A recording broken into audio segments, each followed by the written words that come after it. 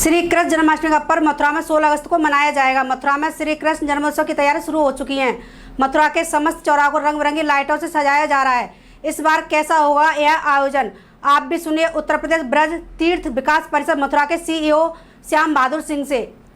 श्री कृष्ण जन्माष्टमी का पर्व एक विशेष धार्मिक त्यौहार है। वैसे तो ये त्यौहार समूचे भारतवर्ष में बड़े ही धूमधाम के साथ मनाया जाता है, परंतु ब्रज क्षेत्र में ये एक विशेष महत्व रखता है और ख़ास करके मथुरा में, क्योंकि मथुरा जो है वो भगवान श्री कृष्ण की जन्मस्थली है। इसीलिए मथुरा में और ख़ास करके मथुरावासी भी इस त्यौहार को बड़े ही विशेष तरीके से मनाते हैं और मथुरा में भी जगह जगह इसकी तैयारियां शुरू हो गई हैं। इसी क्रम में आज हमारे साथ मौजूद हैं उत्तर प्रदेश ब्रज तीर्थ विकास परिषद के CEO और MBDA के उपाध्यक्ष श्री श्याम सर जी। तो आइए श्याम सर से करते हैं बातचीत और जानते हैं कैसी चल रही हैं श्री कृष्ण जन्माष्टमी की तैयारियां। सर, सबसे पहले तो आपका बहुत बहुत स्वागत है हमारे DG न्यूज़ चैनल में। धन्यवाद। सर, जैसा कि सभी को पता है श्री कृष्ण जन्माष्टमी का पर्व अब कुछ भी दिन नहीं बचे हैं, मतलब गिनती ही नहीं है। श्रद्धालुओं का आवागमन शुरू हो गया है, मथुरा में लगातार श्रद्धालु पहुंच रहे हैं। तो उत्तर प्रदेश ब्रज तीर्थ विकास परिषद की तरफ से कैसी चल रही हैं इसकी तैयारियां? उत्तर प्रदेश ब्रज तीर्थ विकास परिषद ने भगवान श्री कृष्ण के जन्मोत्सव को बहुत ही धूमधाम से मनाए जाने के लिए पूरी तैयारी कर रखी है। इस अवसर पर जितने भी चौराहे हैं, प्रमुख मार्ग हैं, घाट हैं, सबको बखूबी सजाया जा रहा है। वो विद्युतीय सजावट उनकी की जा रही है, जिसमें लाइटिंग वगैरह का प्रॉपर अरेंजमेंट किया जा रहा है। इसके अलावा और कपड़ों की सजावट करके इसको एक जश्न का रूप दिया जा रहा है, एक उत्सव का रूप दिया जा रहा है, ताकि बाहर से आने वाले विभिन्न क्षेत्रों से बहुत सारे श्रद्धालु भगवान श्री कृष्ण के जन्मस्थली पर आते हैं और KGS पे भगवान श्री कृष्ण की जन्मस्थली का जो मंदिर है वहाँ पे जा कर के वहाँ भगवान के दर्शन करके अपने को कृतार्थ महसूस करते हैं। तो ऐसे बाहर से आने वाले श्रद्धालु आकर के यहाँ पे एक भाव में अनुभूति महसूस करें, इसका पूरा प्रयत्न किया जा रहा है।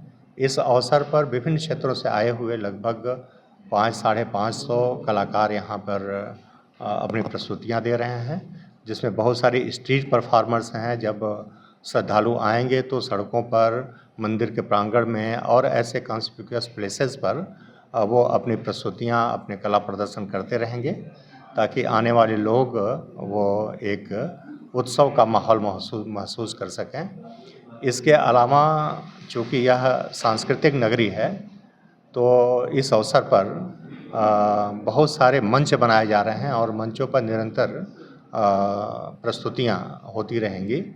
तो ऐसे लगभग 20-21 मंच विभिन्न जगहों पे जब श्रद्धालु आएंगे तो चौराहों पर, कोई मंदिर प्रांगण है, कोई और ऐसा चौड़ा स्थान जहाँ पर स्पेस है, ऐसे हर जगह पर मंच बनाए गए हैं। वहाँ पे स्थानीय और बाहर से आए हुए कलाकार अपनी सांस्कृतिक प्रस्तुतियाँ देंगे।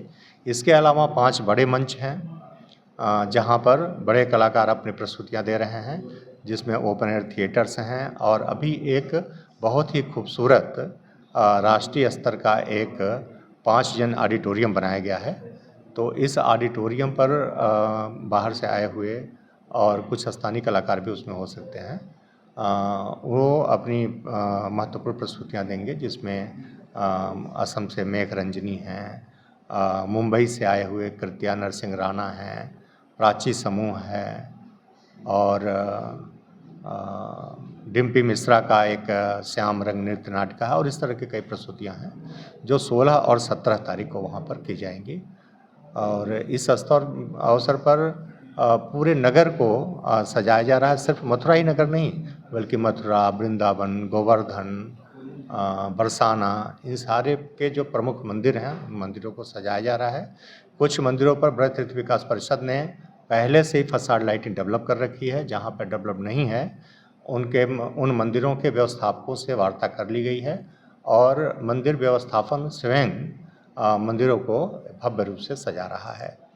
इस अवसर पर चूँकि बहुत बड़ी संख्या में लोग आते हैं, इस नाते कोई अव्यवस्था ना हो, इसके लिए जिलाधिकारी महोदय और SSP साहब ने एक पूरा फुल प्रूफ एक मूवमेंट प्लान बनाया हुआ है और इसमें आवश्यक डाइवर्जन, पार्किंग की व्यवस्थाएं, और चूँकि जो कृष्ण जन्मस्थली है, मंदिर जो है वो एक सुरक्षित क्षेत्र है, वहाँ पे जो भी व्यक्ति जाएगा उसकी फ्रेस्किंग वगैरह होकर के जाती है। तो उसके लिए भी कई कतारें बना करके इस ढंग से व्यवस्थाएं की गई हैं कि आने वाले श्रद्धालुओं को वहाँ जाकर के दर्शन करने में ना तो असुविधा हो और न ही सुरक्षा कंप्रोमाइज हो। तो इस तरह की सारी व्यवस्थाएं की गई हैं। मुझे उम्मीद है कि आप लोग यहाँ पे आकर के जो भी हमें सुन रहे हैं और जो नहीं भी सुन रहे हैं, आकर के यहाँ पे बहुत ही भक्तिमय वातावरण में एक गौरवान्वित महसूस करेंगे। और मैं चाहूँगा कि सब लोग आकर के यहाँ भगवान श्री कृष्ण के जन्मस्थली पर दर्शन करके यहाँ पर पुण्य लाभ प्राप्त करें। राधे राधे। सर, अभी एक बात और, आपने बताया कि पांचजन्य प्रेक्षागृह में एक विशेष कार्यक्रम आयोजित किया जाएगा 16-17 तारीख को।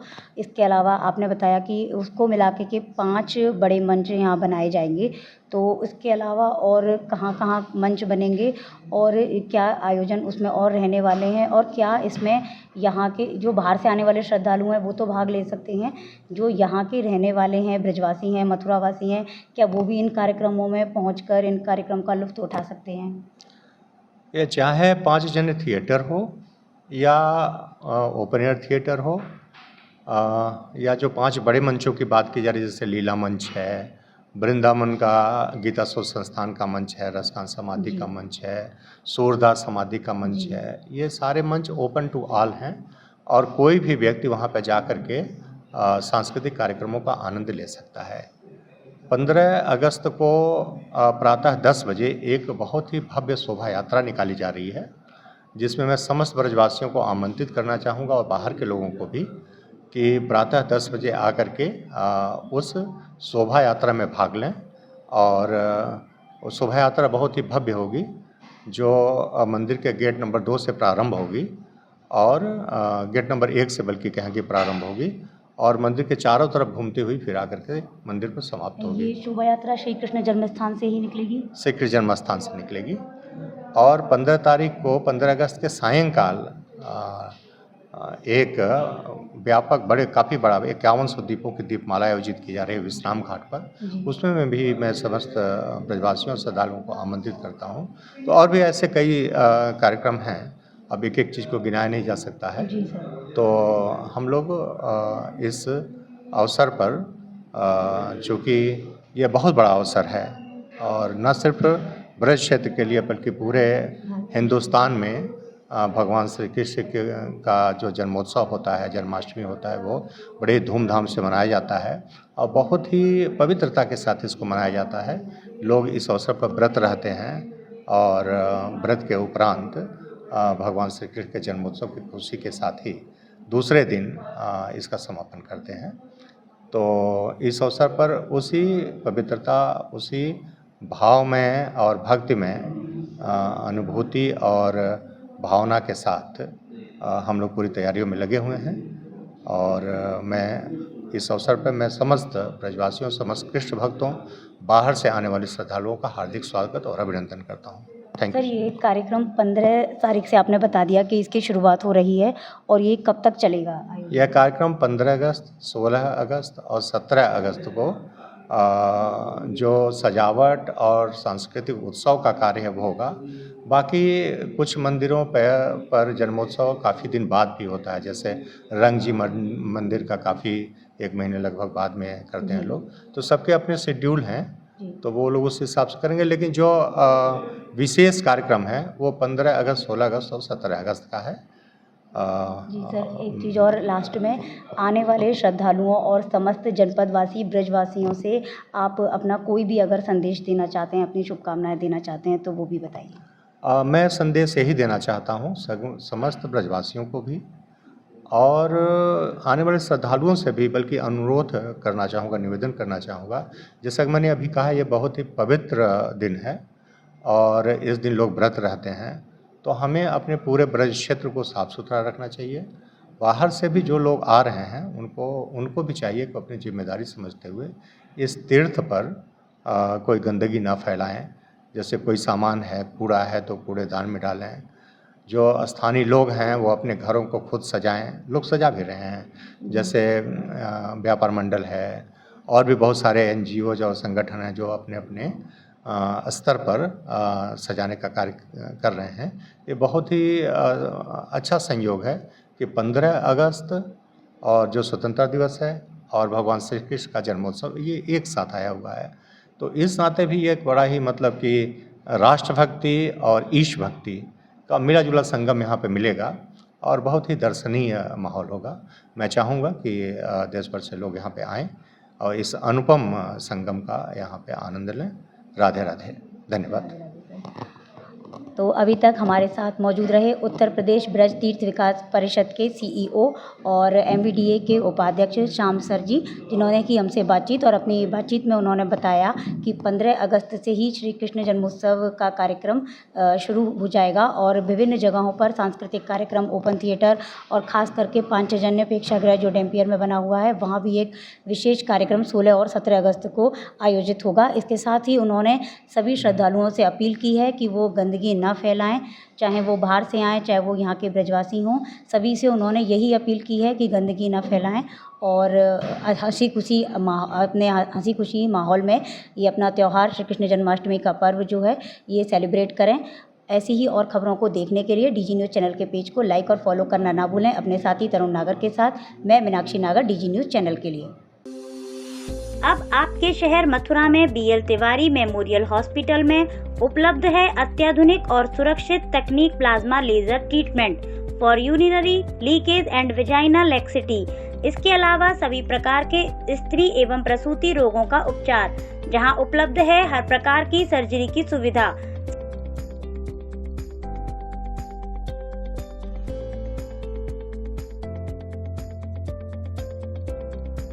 हमने हॉस्पिटल में एक नया सब स्पेशलिटी स्टार्ट करी है जिसको कहते हैं कॉस्मेटिक गायनेकोलॉजी।